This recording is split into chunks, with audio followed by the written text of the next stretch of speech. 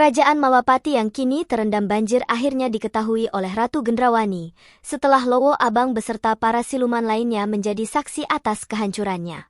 Gendrawani merasa terkejut sebab Sengkang Baplang yang berhasil menghancurkan Malwapati justru tidak mendudukinya.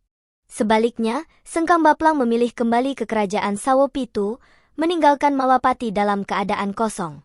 Hal ini membuat Gendrawani diliputi kegundahan karena ia sangat menginginkan untuk menguasai Malwapati yang kini tak berpenghuni. Kesempatan besar terbentang di hadapannya, tetapi langkah Sengkang Baplang yang tak terduga justru membuatnya ragu akan apa yang sebenarnya terjadi. Tapi ingat, bagaimanapun Malwapati sudah menjadi milik Sengkang Baplang. Apa kita harus berperang dengan Sengkang Baplang dan Grenda Sebanya? Menguasai Malwapati memang keinginan. Tetapi membunuh Angling Dharma adalah tujuan utama. Kukira tidak ada salahnya kalau perhatian kita kembali kita alihkan pada Angling Dharma. Kenapa kita tidak cari dia? Ya, saya setuju dengan usul Sang Prabu. Mencari dan membunuh Angling Dharma adalah tujuan yang utama. Kalau kita berhasil membunuh Angling Dharma, apa susahnya menduduki Malwapati? Baik, kalau begitu kita atur pembagian tugasnya. Gendrawani dan para sekutunya mulai berspekulasi bahwa mungkin saja Sengkang Baplang akan kembali ke kerajaan Malwapati setelah kutukan banjirnya dicabut. Mereka meyakini Sengkang Baplang tidak menduduki Malwapati karena air yang menenggelamkan negeri itu membuatnya tak layak dihuni. Gendrawani pun berniat segera bergerak ke Malwapati untuk mendudukinya terlebih dahulu sebelum Sengkang Baplang kembali. Namun, niatnya ditentang oleh boponya, Soca Cendawa, yang dengan tegas mengingatkan bahwa mereka telah sepakat untuk fokus menghabisi Prabu Angling Dharma terlebih dahulu, bukan merebut kerajaan yang telah hancur. Ya, saya tahu, Bopo. Tapi kalau melihat kenyataan, sampai saat ini Sengkang Baplang masih tetap membiarkan Malwapati kosong. Apa salahnya?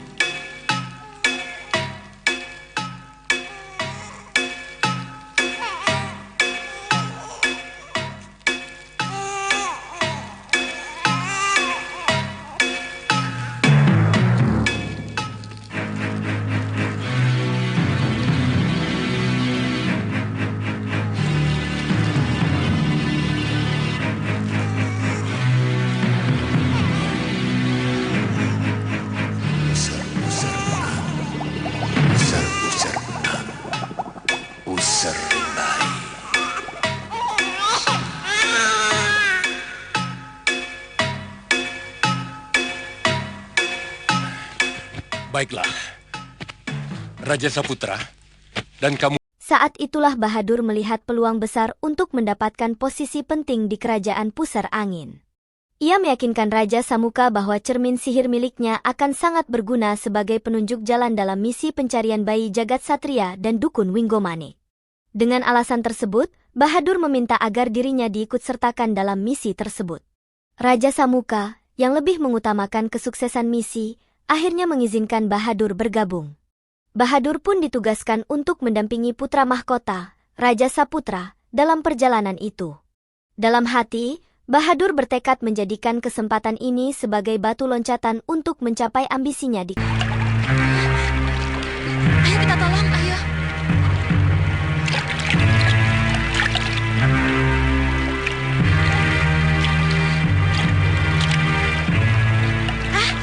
Gusti Pati. Terima kasih. Kalian sudah menolong saya.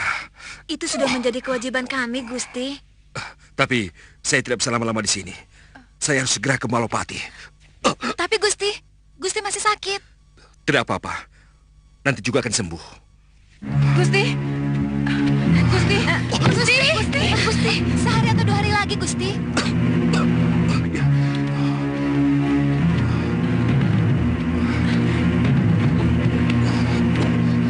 Patih Batik Madrim akhirnya kembali ke negeri Malwapati setelah sekian lama pergi. Ia memilih berjalan melewati hutan, menghindari jalan utama agar keberadaannya tidak terdeteksi oleh musuh. Dari kejauhan, pandangannya tertuju pada Malwapati yang kini telah tenggelam akibat kutukan banjir dahsyat yang ditimpakan oleh Sengkang Baplang beberapa waktu lalu.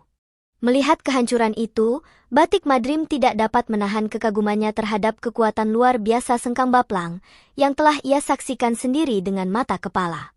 Namun, di tengah rasa kagum dan kesedihan, sang patih diliputi kebingungan, tidak tahu langkah apa yang harus ia ambil untuk menyelamatkan negerinya yang telah luluh lantak.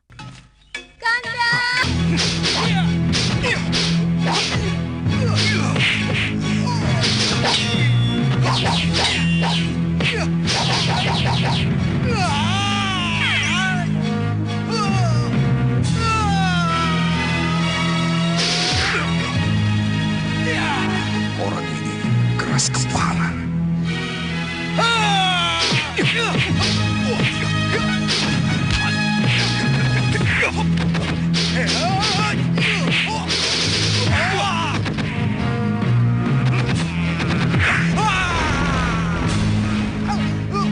Maafkan saya, kalau yang saya lakukan ini salah.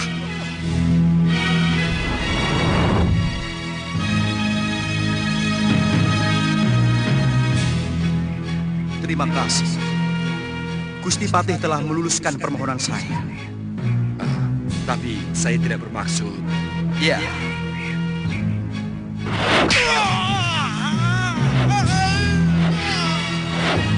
Saya baru menyadari kelemahan saya ada pada gendang telinga saya.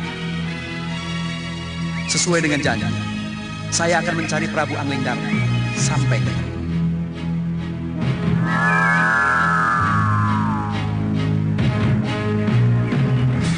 Kelihatannya, aku juga harus menyelenggarakan bahan darana untuknya. Dengan api yang berkobar menjulang tinggi, jenazah Pragolo Bolo akhirnya dikremasi oleh Patih Batik Madrim. Ia memilih cara kremasi dengan harapan kematian Pragolo Bolo menjadi sempurna dan sukmanya dapat kembali ke nirwana dengan tenang. Di hadapan api yang masih menyala-nyala, Patih Batik Madrim berdiri khusyuk, memanjatkan doa kepada Tuhan Yang Maha Esa agar segala harapannya dikabulkan. Upacara ini bukan sekadar penghormatan terakhir, tetapi juga bentuk kearifan lokal warisan negeri, yang mengajarkan pentingnya menjaga budaya dan melestarikan alam. Kremasi ini dianggap cara terbaik untuk mencegah jasad rusak yang tak lagi bernyawa mencemari lingkungan, sekaligus simbol penghormatan mendalam kepada mereka yang telah pergi. Ajak nenek sebat. Masa nenek-nenek setua ini dilempar ke sini? Gimana ini?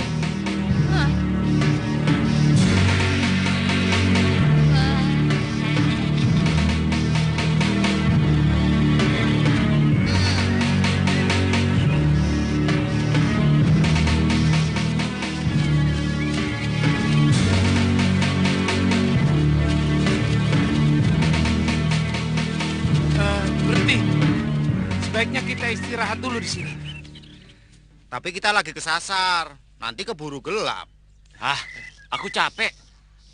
Kalau aku mau kencing.